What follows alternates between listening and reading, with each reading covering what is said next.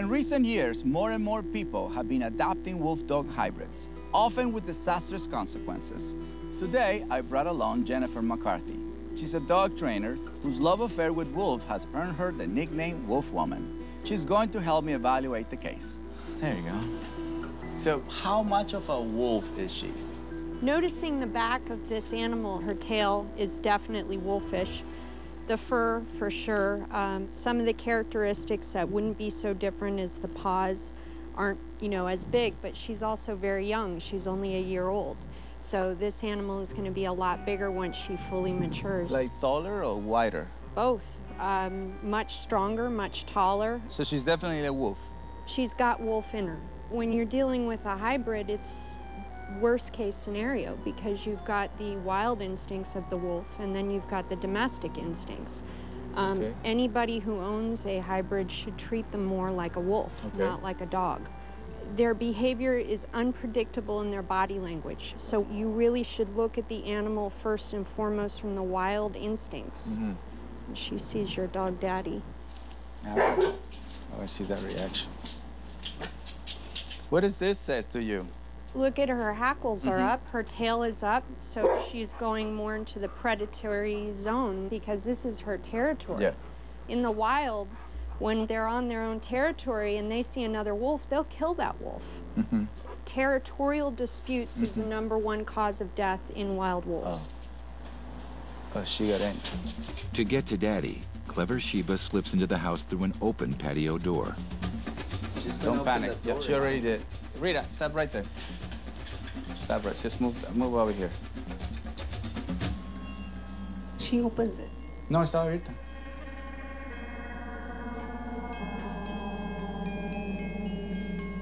Just relaxed.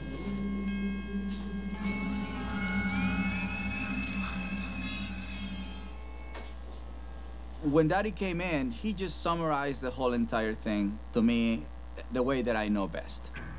What Daddy told me is that this wolf practiced dominance. And the beautiful part is Daddy didn't hear anything about wolves. He just knew what to do with whatever we call hybrid. But right now she's taking the more dominant position. She's saying this is my house? Yeah, which she should. The way Daddy controlled her, it was by ignoring her. Even though she put her paw on Daddy's head a few times, but this is a very wise guy, The barking is definitely the dog in her.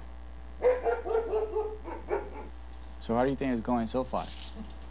It's going good. Really good. I mean, it's not surprising. Daddy is an older male. She's a female. She's very interested in what he's doing, and you can see her wheels spinning. And she's lowering the tail as well. The wolf is so smart that the wheels in their head, you can see the mind spinning.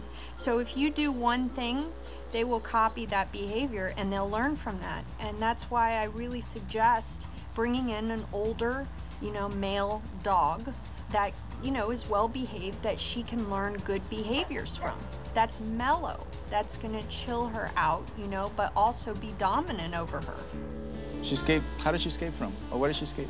She escapes from that area right over there. Okay. But this is, my husband made a makeshift fence. Mexican one. Yeah. I figure if I can climb something, a wolf can climb something. Right. She could have jumped, but instead, she cut the wires and made a hole through there. Yeah. If you think she's hard to handle now, this is puppy stuff. Wait till she reaches 3 to 5 years old. I get mad at my wife sometimes when she goes and she hugs the dog and she starts kissing the dog and all that, and I'm sitting there. And what you're thinking of as a hug in human terms is not what she considers a hug. So if I took you into a wolf enclosure, you'd get a wolf that's going to come right up to your teeth, and they want to sniff right here. That's what they want, right there. Has she used her teeth on people? You know what? I have bruises. I know she's playing with me, but I don't really like it sometimes. If you look at her mouth, those canines are much larger than dogs, and they're not even fully coming in yet. These teeth are going to get much bigger, and when she bites into you, it's like a knife through butter. Right. They need to challenge this wolf a little bit more, just like a dog. You know, a dog escaped as well. A dog does pretty much the same thing this wolf did. It's just what we all heard today is how much more power a wolf have. No. No, Sheba, no. She's playing a game with you, Okay. and you're playing with her. Okay. First of all, we have to look at your behavior, okay? If I flare around my arms and go like this, she's getting into prey mode.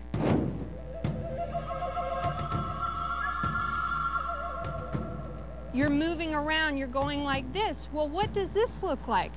That's kind of similar to what prey does in the wild. When an elk moves, they're moving. And an injured elk, that's the animal that they're gonna take down. That's kind of what you're doing and what you're resembling to her. And it's the same thing if you were running and if I trip, you see how she pays attention. She comes right to me in predatory mode, okay? Look at her biting my legs. I mean, she's... Shiva.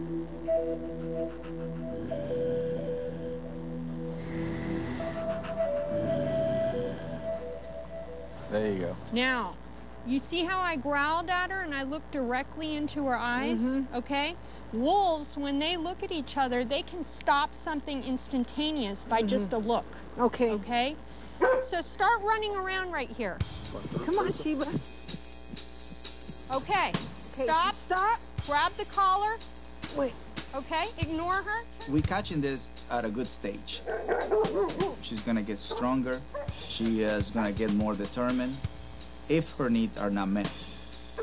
So this is no intervention. This is preventing mode.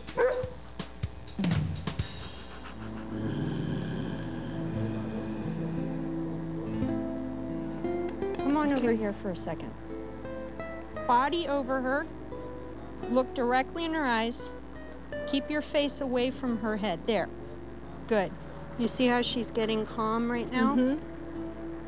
Okay, let go and ignore her. Just stand still. Okay. Don't move again. Okay, just ignore her. Okay?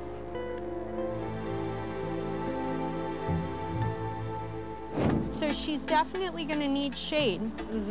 Jennifer shares her recommended dimensions for a humane backyard wolf enclosure. At least 1,600 square feet of ground space, and fencing at least 8 feet high. Then you're going to pour concrete all around the fencing in the ground, because she'll dig right under that fence. They're escape artists. I mean, they're Houdinis. If you think about wolves in the wild, they'll travel, you know, over 43 miles is the estimate in 24 hours. So what is natural to her is to go out on her merry way and go hunting and travel and do all the things a wolf or a wolf hybrid would do. You gotta tap into the wild spirit in her. Proper containment is number one, but you know, I don't want people to go out there and put their wolf hybrid in a containment and never take it out. That's not the solution either. The most important aspect of bonding with this animal is not by hugging her, giving her love. It's by going out there and taking her out into nature. I think the most important part I got out of today was just learning how to be in control of her and understanding her. Miss Nancy is in a situation where she has no choice. She has to contain the hybrid wolf. We just have to make sure everybody in this household participate as well. The thing I'm most appreciative is that my husband now is going to be a participant with me. Let me try. Because it is a family situation. And I apologize to her that I said the dog was ugly. Let's see how you dance with this wolf. We were blessed that we had two very special people here today, Cesar and Jennifer. Oh, can you come back? They've made a difference in her life, and so I am very grateful. Just learn that.